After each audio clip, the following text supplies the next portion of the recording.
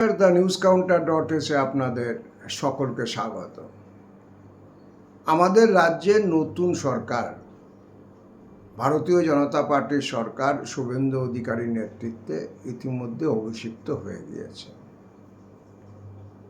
আমরা অতীতে দেখেছি যে নতুন কোনো সরকার এলে তার একটা ইনিশিয়াল হনিমুন ফেজ থাকে, যেখানে সরকারের জেস্চার, সরকারের কাজকর্মের মধ্যে বিতর্কের ঝাঁঝটা কম থাকে, সর্বজন গ্রাহ্য পলিসি, বহুজন হিতায় বহুজন সুখায় চ, এরকম একটা স্পিরিট দেওয়ার চেষ্টা থাকে, অ্যাটলিস্ট ইনিশিয়ালি থাকে।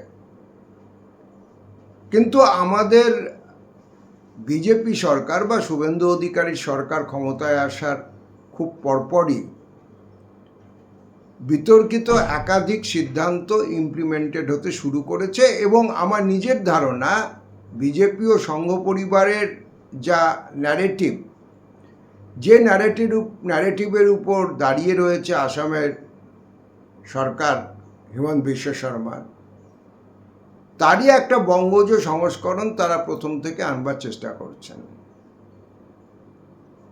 কিন্তু মুশকিল হচ্ছে যে সরকারের এই পদক্ষেপ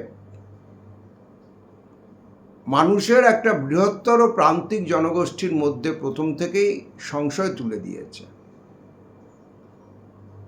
তিলজলাতে বেআইনি নির্মাণ ভাঙতে বুলডোজার গেছিল, যদিও হাইকোর্ট থেকে একটা স্টে ইতিমধ্যে যারা প্রতিবাদী তারা সংগ্রহ করতে পেরেছেন।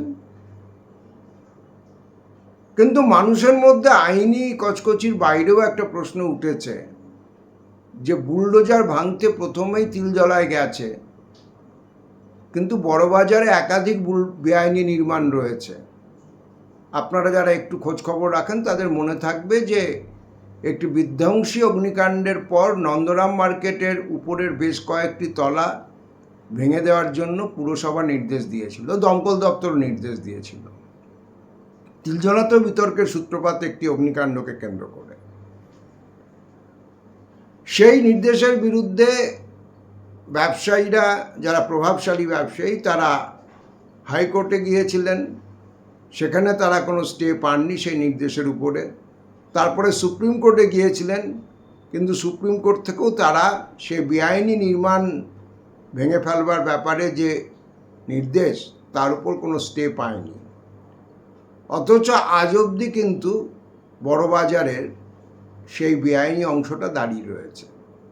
আমি এটা একটা উদাহরণ মাত্র দিলাম, শুধু বড়বাজার না, আমাদের শহরের বিভিন্ন প্রান্তে বেআইনি নির্মাণ, বিশেষ করে গত রেজিমে, মুড়িমুড়িকির মতো হয়েছে। এখন তপসিয়ায় যে বুলডোজার অভিযান চলেছে, সেটাকে না হয় একটা নির্দিষ্ট টার্গেট করা জনগোষ্ঠীর বিরুদ্ধে পলিটিক্যাল জেস্চার হিসেবে কেউ কেউ ব্যাখ্যা করতে পারেন। এর সঙ্গে দেখবেন যে নতুন সরকার ক্ষমতায় আসার পাশাপাশি বিভিন্ন রেল স্টেশনে হকারদের উচ্ছেদ, যারা খুবই প্রান্তিক মানুষজন, তাদের উচ্ছেদের নির্দেশ প্রচণ্ড গতি পেয়েছে এবং তাদেরকে উচ্ছেদ করা হচ্ছে। অর্থাৎ যে ইনিশিয়াল হনিমুন ফেজটা থাকে, আমাদের নতুন সরকার সেই হনিমুন ফেজ রাখা বা না রাখা নিয়ে খুব একটা মাথা ঘামাচ্ছেন না। মধ্যবিত্ত এবং উচ্চ মধ্যবিত্ত একটা অংশ, যাদের মধ্যে একটা বড় অংশ সরকারি কর্মচারী, তারা এখনো এই সরকার সম্পর্কে খুব উচ্ছ্বসিত। কারণ তাদের ডিএ এবং বেতন কমিশনের যে আশ্বাস, তারা আশা করছেন যে খুব দ্রুত বাস্তবায়িত হবেন। আমাদের অর্থনীতির মুশকিলটা হচ্ছে প্রায় 90 থেকে 92% মানুষ কাজ করেন অসংগঠিত ক্ষেত্রে। তাদের ডিএ, পিএফ, ইএসআই ইত্যাদি কোনো কিছুই নেই। আইনে অনেক কিছু থাকার কথা, বাস্তবে কিছুই থাকে না। সুতরাং তারা প্রথমেই এই যে একটা স্বপ্নালু নতুন আশার আলো, তার উদ্ভাস থেকে বঞ্চিত। সেটা যদি আমরা ছেড়েও দিই, দ্বিতীয় যে সমস্যাটা এসেছে সেটা হচ্ছে যে এই যে সরকারের দিক থেকে একটা বার্তা প্রথমেই প্রান্তিক মানুষজনের কাছে যাচ্ছে যে এদের অবস্থানটা বোধহয় শেষ অবধি গরিব মানুষের বিরুদ্ধে যাবে, এইটা কিন্তু প্রথম থেকে বিজেপির জন্য বিপজ্জনক হতে পারে। আমার আজকের প্রতিবেদন অবশ্য মূল কথা সেটা না, আমার মূল কথাটা অন্য জায়গায়। আমরা সকলেই জানি যে এই নির্বাচনেও বামপন্থীরা খুব একটা বিশেষ কিছু করে উঠতে পারেননি। প্রাপ্তি বলতে তাদের শূন্যের খরা কাটিয়ে একটি আসন তারা মুর্শিদাবাদ থেকে জিতেছেন। কিন্তু যেটা লক্ষণীয় সেটা হচ্ছে যে এখন অবধি হীনবল হওয়া সত্ত্বেও বামপন্থীরা কিন্তু প্রতিটা ইস্যুতে রিয়্যাক্ট করবার চেষ্টা করছেন, রাস্তায় থাকবার চেষ্টা করছেন। তিলজলায় যে হাইকোর্টে স্টে অর্ডার আনা হয়েছে এবং যেটা নিয়ে সিপিএমের নেতারা এলাকায় গিয়ে বিশাল সংখ্যক মানুষের সঙ্গে নিয়ে জমায়েত করতে পেরেছেন, সেটাও পুরোটাই সিপিআইএমের আইনজীবী বিকাশ ভট্টাচার্য মুভ করেছিলেন এবং তার টিম, এবং গ্রাউন্ডে ফলো আপটা সিপিএমের কর্মী সংগঠকরা করেছেন। রেল হকারদের উচ্ছেদ পর্বটা প্রায় বিনা বাধায় চলছিল। গত 48 ঘন্টায় সিপিআইএমের সিটু সংগঠনের তরফে চেষ্টা করা শুরু হয়েছে যে যদি এই নির্বিচার রেল হকার উচ্ছেদ বা ঝুপড়ি উচ্ছেদের বিরুদ্ধে কোনো প্রতিরোধ গড়ে তোলা সম্ভব হয়। আর মোহাম্মদ সেলিম ওই এখনকার ভাষায় অপটিক্সের যে রাজনীতি, তার ক্ষেত্রে একটা উল্লেখযোগ্য কাজ করেছেন। খেজুরিতে সিপিআইএম বা বামপন্থী সমর্থকদের বেশ কিছু ঘরবাড়ি বিজয়ী শাসক দলের লোকজন জ্বালিয়ে দিয়েছিল। কাল বিলম্ব না করে মোহাম্মদ সেলিম, সিপিআইএমের রাজ্য সম্পাদক, তিনি নিজে ছুটে গেছেন এবং আক্রান্তদের পাশে দাঁড়িয়েছেন। এখন এই তিনটে আলাদা আলাদা টুকরো টুকরো ঘটনা যেটা আমি বললাম, এতে একটা জিনিস পরিষ্কার যে বামপন্থীরা তাদের মতো করে তাদের সীমিত ক্ষমতার মধ্যে যতটা সম্ভব প্রতিরোধ দেওয়ার চেষ্টা করছে।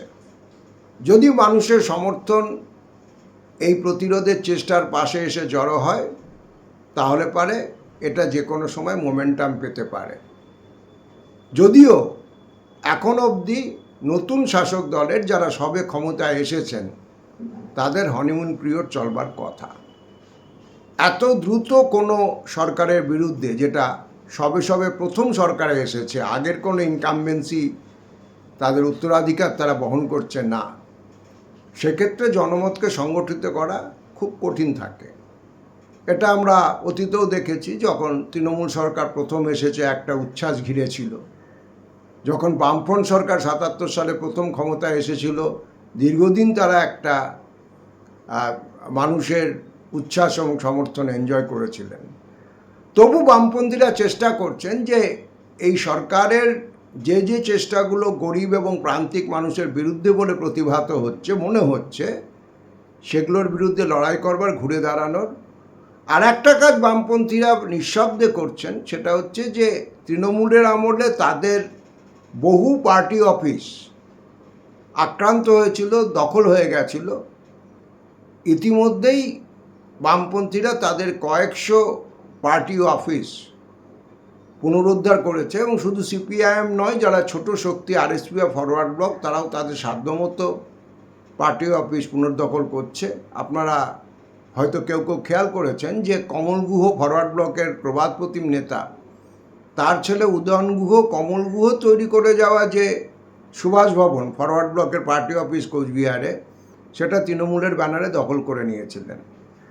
ভোটের ফলাফল প্রকাশিত হওয়ার পর উদয়ন গুহ ভোর রাতে একটা অ্যাম্বুলেন্স চড়ে সপরিবারে শহর ছেড়েছেন। এখনও ফিরেছেন কিনা জানি না, কিন্তু ফরওয়ার্ড ব্লকের কর্মী সমর্থকরা জড়ো হয়ে ওই সুভাষ ভবনটা নিজেদের দখলে ফিরিয়ে নিয়েছেন। এটা কতদিন এই বামপন্থীরা চালাতে পারবেন সেটা আগামী দিন বোঝা যাবে। কারণ আমি যতটুকু খবর রাখি, আরএসএস বা সংঘ নেতৃত্ব ইতিমধ্যে বিজেপিকে সতর্ক করেছেন। পলিটিক্যাল ভ্যাকুয়াম যেটা তৈরি হচ্ছে, সাংগঠনিকভাবে বিজেপি এখনও সব জায়গায় অতটা দক্ষ নয়, অতটা লোকজন জোগাড় করে উঠতে পারেনি যতটা নির্বাচনী সাফল্য তারা পেয়েছেন। তো এই রাজনৈতিক শূন্যতাকে ব্যবহার করে বামপন্থীরা নতুন করে সংগঠিত হচ্ছে, এ ব্যাপারে সংঘ পরিবার ইতিমধ্যে বিজেপি নেতৃত্বকে সতর্ক করেছেন। বিজেপির মুশকিলটা হচ্ছে সত্যি তাদের সব জায়গায় অত লোক এই মুহূর্তে নেই। আমার ধারণা খুব দ্রুত হয়ে যাবে। ওরা নতুন করে যোগদানের ব্যাপারে 3 মাসের একটা এমবার্গো রেখেছেন। এই এমবার্গোটা না থাকলে ইতিমধ্যেই বহু লোক আনুষ্ঠানিকভাবে বিজেপিতে যোগ দিয়ে ফেলত। তবে বিজেপির বিভিন্ন গণসংগঠনের ছাতার তলায় তৃণমূল বা পুরনো শাসক দলের লোকজন এলাকা এলাকা ধরে ইতিমধ্যে জড়ো হতে শুরু করেছেন। কিন্তু যেহেতু কেন্দ্রীয় নেতৃত্বের তরফে এখনও কোনো চূড়ান্ত অনুমোদন না থাকায় তারা বামপন্থীদের বিরুদ্ধে এলাকাভিত্তিক কোনো আগ্রাসী অভিযান সাংগঠনিকভাবে কয়েকটা বিচ্ছিন্ন ঘটনা বাদ দিলে তারা শুরু করেননি। ফলে এই জায়গা থেকে বামপন্থীরা তাদের যে হৃত জমি সেগুলো অনেকটা পুনরুদ্ধার করবার চেষ্টা করছে, যারই ম্যানিফেস্টেশন হচ্ছে যে এই পার্টি অফিসগুলো পুনর্দখল করা। বিষয় যেটা সেটা হচ্ছে তৃণমূল কংগ্রেস এই আক্রমণের মুখে কিন্তু সম্পূর্ণ বেপাত্তা হয়ে গেছে। সাধারণ কর্মীরা, আপনারা সামাজিক মাধ্যম খেয়াল করলে দেখবেন, সমাজ মাধ্যমে তারা বারবার বলছেন যে আমরা আক্রমণের মুখে পড়ে গেছি, নেতারা কেউ পাশে নেই। এই যে প্রথম থেকেই একটার পর একটা ইস্যু তৈরি হচ্ছে, যাকে ইংরেজিতে বলে মর্নিং শোজ দ্য ডে, সেটা যদি সত্যি হয় তাহলে বিজেপি সরকার ঠিক কোন অভিমুখে চলবে সেটা স্মেল করবার জন্যই প্রাথমিক মুভগুলো যথেষ্ট। কিন্তু যেটা ইন্টারেস্টিং সেটা হচ্ছে এর বিরুদ্ধে কোথাও কোনো প্রতিরোধে তৃণমূল কংগ্রেসের কাউকে দেখা যাচ্ছে না। তিলজলায় যে এলাকায় ঘটনাটা ঘটেছে এবং সিপিএমের নেতৃত্ব ইন্টারভেন করেছেন, সেটা কার্যত জাভেদ খানের এলাকা।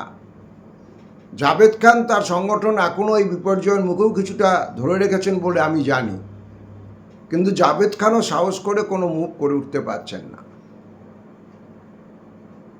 মমতা বন্দ্যোপাধ্যায় হাইকোর্টে একটা প্রতীকী উপস্থাপনায় গিয়েছিলেন, সেখানেও তার বিরুদ্ধে চোর চোর চোর আওয়াজে রীতিমতো শোরগোল পড়ে গিয়েছে।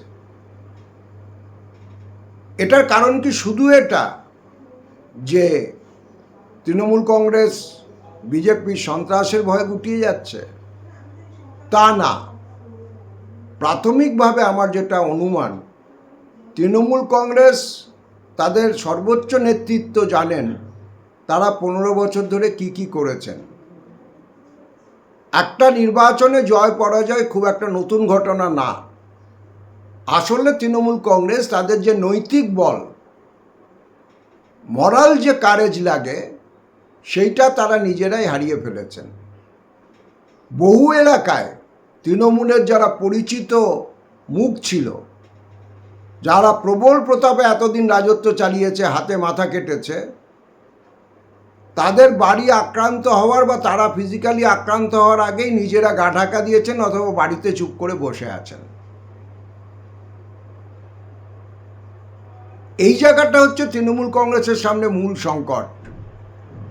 মমতা বন্দ্যোপাধ্যায় নানা রকম পেপটক দেওয়ার চেষ্টা করছেন, তিনি নিজে গিয়ে ভাঙা পার্টি অফিস সারাবেন, নতুন করে রং করবেন, ইত্যাদি ইত্যাদি। কিন্তু সেটা এই জনবিচ্ছিন্ন এবং জনবিরোধী যে সমস্ত নেতৃত্ব এলাকায় এলাকায় তৈরি হয়েছিল, তাদের যে লম্বা কালো ছায়া, সেটাকে কতটা মুছতে পারবে। রং না হয় তিনি পার্টি অফিসে গিয়ে মুছে দিলেন, বিজেপির গৈরিং রং মুছে আবার নীল সাদা রং করলেন, কিন্তু তার যে নন্দীভৃঙ্গিরা এলাকায় এলাকায় সন্ত্রাসের স্টিম রোলার চালিয়েছে, তাদের কালো ছায়া মুছে দেওয়ার মতো রাজনৈতিক দৈর্ঘ্য বা ব্যক্তিত্ব মমতা বন্দ্যোপাধ্যায়ের এই মুহূর্তে আর নেই। এবং সেই জায়গা থেকে নৈতিক সাহসের সংকট, যে কারণে অনেক হিরোবল হওয়া সত্ত্বেও বামপন্থীরা ছোট ছোট করে মানুষের যে ইস্যুতে লড়াই করবার চেষ্টা করছেন, তৃণমূল কংগ্রেস সেই সাহসটুকুও দেখে উঠতে পারছে না। আমার নিজের ধারণা, রাজনৈতিকভাবে, নৈতিকভাবে এবং সাংগঠনিকভাবে তৃণমূল কংগ্রেস আরও পরপর ধাক্কার সম্মুখীন হতে চলেছে। যদি মমতা বন্দ্যোপাধ্যায় তার এই ৭২ বছর বয়সেও ঘুরে দাঁড়াতে পারেন, ঘুরে দাঁড়ানোর লড়াই চালাতে পারেন, সেটা গোটা ভারতবর্ষে একটা নজির সৃষ্টি করবে। ইন্দিরা গান্ধী গোটা দেশ জুড়ে ৭৭-এর বিপর্যয়ের পর প্রায় সঙ্গে সঙ্গে লড়াইতে নেমে গেছিলেন ঘুরে দাঁড়ানোর। যেখানে উত্তর ভারতে দলিত হত্যা হলে তিনি ওই অপটিক্সের রাজনীতি, তখন কথাটা আসেনি, বিষয়টা ছিল, সেখানে গাড়ি ঘোড়া কিছু যায় না, যেখানে উচ্চবর্ণের লোকেরা দলিতদের বস্তি পুড়িয়ে দিয়েছিল, ইন্দিরা গান্ধী হাতির পিঠে চড়ে সেখানে পৌঁছে গেছিলেন। ৭৭-এ পরাজয়ের পর ৭৮-এ ইন্দিরা গান্ধী কর্ণাটকের চিকমাগালুর থেকে উপনির্বাচন জিতে ফেরত এসেছিলেন। কিন্তু ইন্দিরা গান্ধীর তখন বয়স কম ছিল, তার রিসোর্স অনেক বেশি ছিল, এবং বিরোধী পক্ষের যে দুর্বলতা কোথায় কি আছে, জনতা পার্টি ছিল উল্টো দিকে, যেটা একটা পাঁচমেশালি শক্তির দল ছিল। এই আজকের বিজেপিও তার শরিক ছিলেন, নিজের অস্তিত্ব বিলীন করে তারা জনসংঘ তখন জনতা পার্টিতে মিশে গিয়েছিল। কিন্তু ইন্দিরা গান্ধী প্রথম দিন থেকে, ডে 1 থেকে সেই লড়াই চালাতে পেরেছিলেন। মমতা বন্দ্যোপাধ্যায় লড়াকু নেত্রী, ইন্দিরা গান্ধীর মতো কোনো বাবা বা জ্যাঠা কেউ তার ছিল না, যে রাজনৈতিক সূত্রে ব্যাকআপ, পারিবারিক সূত্রে উত্তরাধিকার পেয়ে উঠে এসেছিলেন রাজনীতির ময়দানে। মমতা বন্দ্যোপাধ্যায় একদমই স্ট্রিট ফাইটার আক্ষরিক অর্থে, সেখান থেকে তিনি উঠে এসেছিলেন ক্ষমতার শীর্ষবিন্দুতে। ক্ষমতার সাপলুডো খেলায় তিনি এখন ৯৯-এর ঘর থেকে ল্যাজের নেমে এসেছেন। কিন্তু দেখার বিষয় মমতা বন্দ্যোপাধ্যায় শেষ অবধি কতটা শুরু করতে পারেন। কিন্তু এখন অবধি কোনো অ্যাডভান্টেজ এর সুযোগ তৃণমূল কংগ্রেস এবং মমতা বন্দ্যোপাধ্যায় নিতে ব্যর্থ হয়েছেন। TheNewsCounter.s এখন এই পর্যন্ত। আপনারা আপনাদের দৈনন্দিন যে অভিজ্ঞতায় যা দেখছেন সেটা আমাদের কমেন্ট বক্সে অবশ্যই জানাতে পারেন। আর ইচ্ছে করলে আমাদের এই ইউটিউব চ্যানেল আপনারা সাবস্ক্রাইব করতে পারেন। সাবস্ক্রাইব করতে কোনো পয়সা লাগে না, এটা আপনারা জানেন। সকলে চেষ্টা করুন ভালো থাকতে। দেখা হবে পরবর্তী এপিসোড।